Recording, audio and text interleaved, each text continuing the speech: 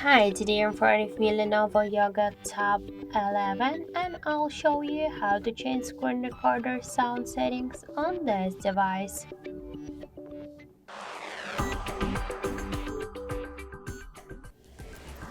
So first let's open the notification panel shortcuts and now we should find here screen record icon.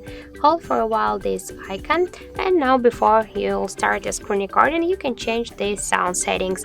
So we can use the device audio, click here to this stroll. We can switch here device audio to use the music calls and notifications and ringtone, to the microphone to command something, or also to use device audio and microphone together. But just to activate this option you should click once on the switcher.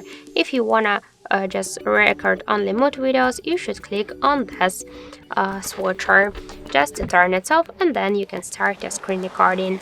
So that's it. Thank you for watching, and if you find this video helpful don't forget to leave a like, comment and to subscribe our channel.